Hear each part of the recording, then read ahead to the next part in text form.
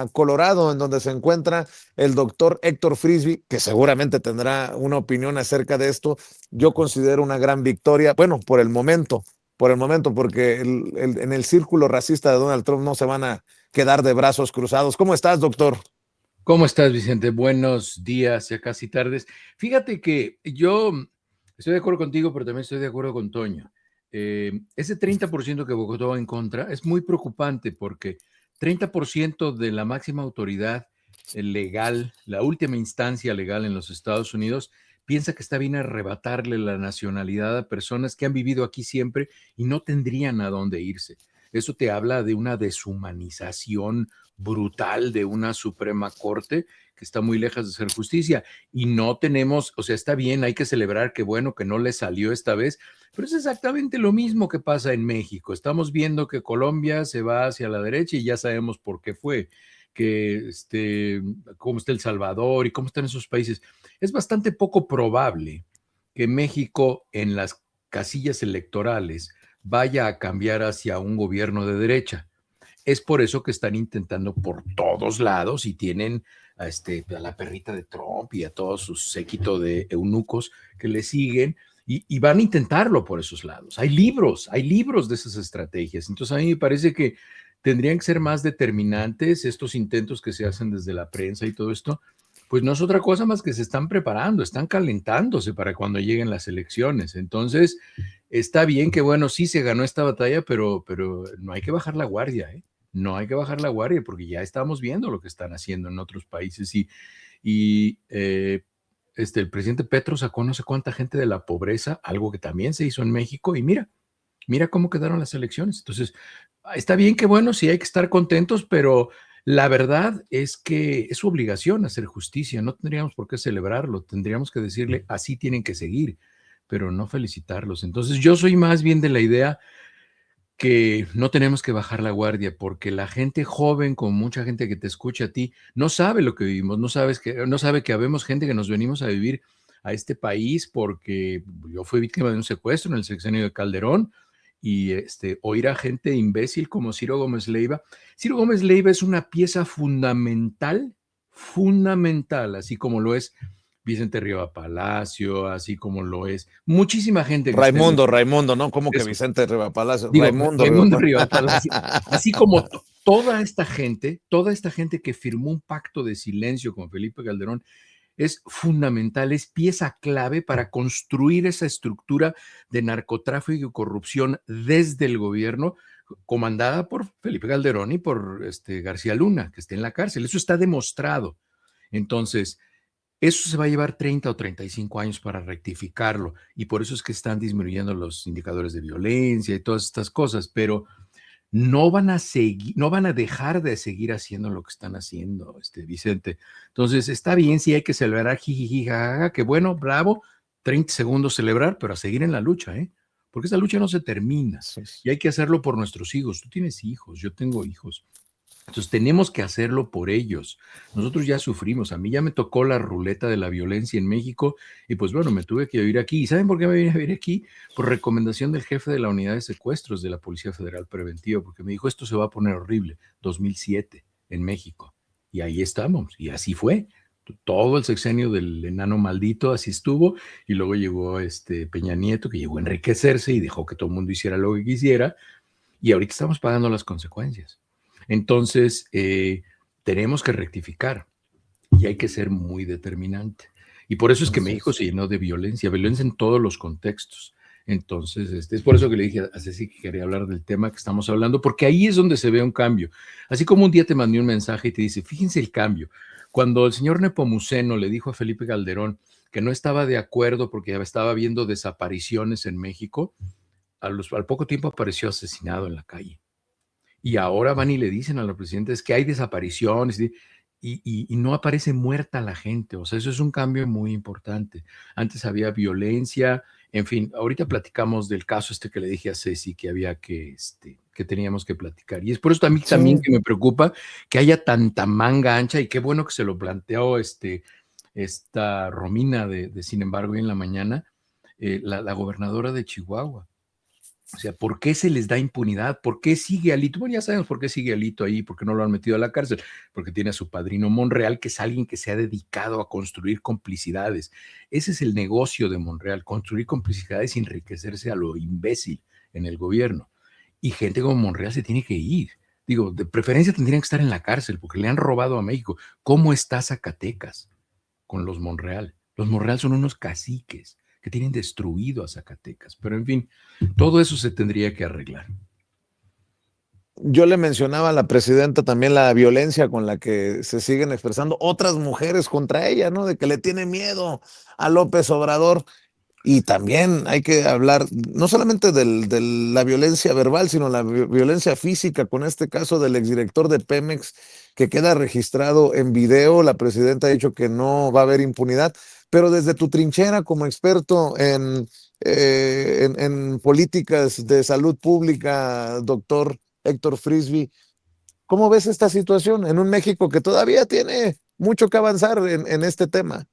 La violencia contra las mujeres desde hace muchos años, por lo menos 35 o 40 años, es un problema de salud pública en México. No es solamente un problema penal o del contexto legal, es un problema de salud pública. ¿Y por qué es un problema de salud pública? La violencia contra las mujeres constituye una epidemia silenciosa. No solo provoca lesiones físicas, también incrementa el riesgo de depresión, ansiedad, trastorno de estrés postraumático, abuso de sustancias, embarazos no planeados por abuso sexual, enfermedades de transmisión sexual e incluso la muerte. Por eso la Organización Mundial de la Salud ha reconocido este problema como uno de los principales problemas de salud pública. Es una causa importante de discapacidad. Hay muchas mujeres que tienen discapacidades asociadas por la violencia, no solamente discapacidades físicas, sino mentales, tienen trastorno de ansiedad, no pueden trabajar y esto está normalizado tanto en la forma que se les habla a las mujeres. ¿Cuántas veces tú has escuchado que cuando se hace un análisis del trabajo y del papel que está haciendo la presidenta en México, inician describiendo sus características físicas, su edad, su género, este, sus relaciones su relación marital anterior, en fin, eso es violencia, pero estamos tan acostumbrados que ya casi no la vemos. La magnitud del problema en México es grande. Algunos datos, fíjate, hay una encuesta, hay una encuesta especial en el INEGI que se llama la Encuesta Nacional sobre la Dinámica de las Relaciones en los Hogares. Y esta encuesta se hizo, sus siglas son ENDIRE. Esta estadística se hizo justamente para medir la violencia intrafamiliar contra las mujeres, mujeres desde niñas hasta las mujeres ya con edad adulta. Aproximadamente, oigan esto, 7 de cada 10 mujeres mexicanas mayores de 15 años, es decir, el 70% de las mujeres, han experimentado algún tipo de violencia a lo largo de su vida. La violencia psicológica es la más frecuente, que es más o menos como el 52%, seguida por la violencia sexual, que es el 50% de las mujeres han sufrido violencia sexual, y la violencia física. La violencia de pareja representa una de las formas más comunes de violencia contra la mujer en México. La gente que se supone que te debía querer, acompañarte en tu proyecto de vida, a construir felicidad, es lo más frecuente que sea la persona que te violenta. Estas cifras reflejan que la violencia contra las mujeres no es un fenómeno aislado o raro, es un problema estructural de la sociedad. Es decir, hay una cultura de la violencia contra las mujeres que está tolerada y a las mujeres las entrenan para que se aguanten. En México son asesinadas en promedio alrededor de 10 mujeres al día. Imagínense esto. 10 mujeres al día son asesinadas en México cada día. Aunque no todas las muertes son violentas, son investigadas inicialmente como feminicidio. El feminicidio es un asesinato que está motivado por razones de género. Es decir, si a esa persona no hubiera sido mujer, la hubieran asesinado. Si esa persona no fuera mujer, hubiera sido sujeto de ese proceso de violencia, de ese tipo de lenguaje, de ese tipo de interacción. No hubiera sido. Entonces, esto está reconocido legalmente y tiene criterios muy específicos. ¿Por qué las mujeres no denuncian en México? Es importante especificar que el miedo no es solamente una parte del problema, no es el único motivador. Hay otras razones, como la dependencia económica, tener hijos en común y no poder imaginarse ser independiente económicamente y mantener y darles buena vida a esos hijos. Por eso es que muchos hombres quieren que las mujeres tengan muchos hijos porque eso las hace dependientes del abusador. La normalización de la violencia en el lenguaje, en la conducta, la vergüenza de las mujeres al saberse que son mujeres divorciadas, separadas, el aislamiento social, la sociedad las aísla. ¿Por qué? Porque no obedecen a esos mandatos de obediencia, de que la mujer se tiene que quedar callada y aguantarse. No hay suficientes redes de apoyo para las mujeres. Las autoridades no inspiran confianza en la mayoría de los casos y se observan fenómenos como la revictimización. En este caso que comentábamos de este exdirector de Pemex, lee cuántos hombres y mujeres en redes sociales dicen, bueno, pero deberíamos oír el sonido porque no sabemos el contexto. Ningún contexto justifica que un hombre semidesnudo empuje y golpee a una mujer. Ningún contexto, ninguno. Si tú no estás de acuerdo en interactuar con otra persona, te alejas, la dejas, te separas, llegas a un acuerdo, pero la violencia nunca se justifica, nunca.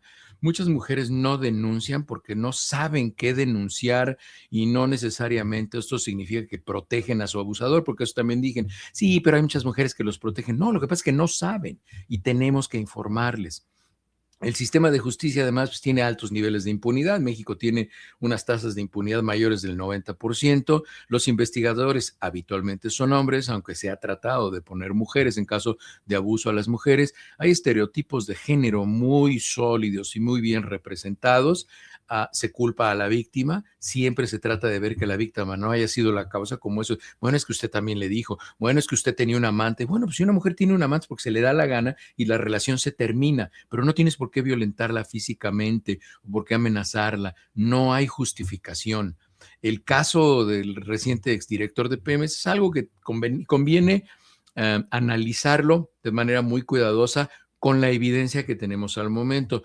Ahora, fíjense, ya sucedió mucho que sucede con los violentadores. Ahora que sucedió esto, ya salió la exesposa. Fíjense el patrón de este señor. Este señor importaba mujeres.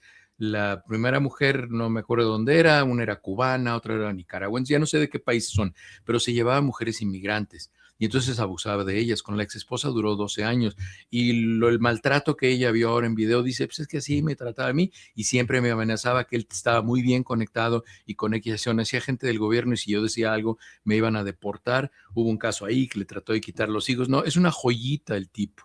Es un ejemplo reciente este señor Víctor Rodríguez Padilla, cuando difundió los videos. ¿Qué es la parte positiva de todo esto? Que cuando le preguntaron a la presidencia, a la presidenta, no dijo, bueno, tenemos que asumirla y no sé, no, es evidente, es evidente. El video lo único que muestra es algo que se llama flagrancia. Es decir, en flagrancia fue captado él violentando físicamente a una mujer.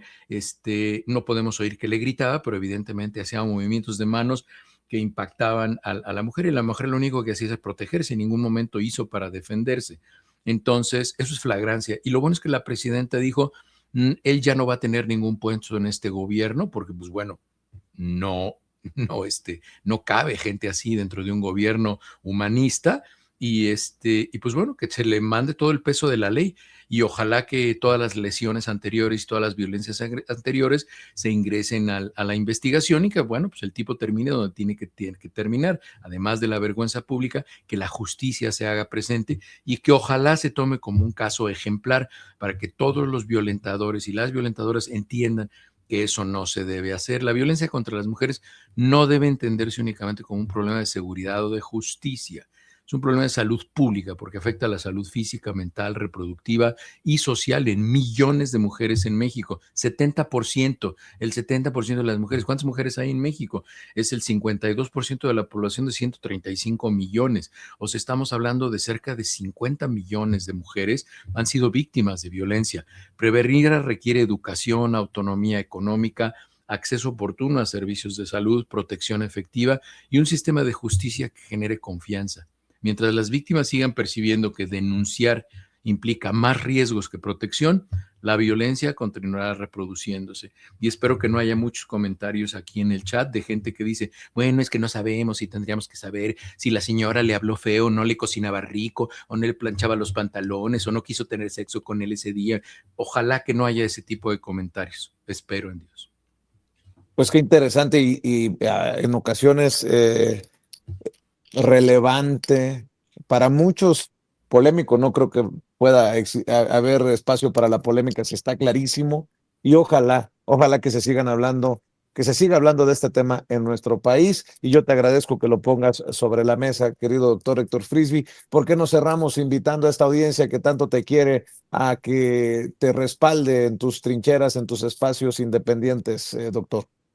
Fíjate que primero, Vicente, quiero que nos pongamos de acuerdo y el próximo programa vamos a hacerlo para que la gente lo sepa. Vamos a hacerlo de lo que se habló hoy en la mañanera de salud, del proyecto de un país sin personas viviendo con VIH.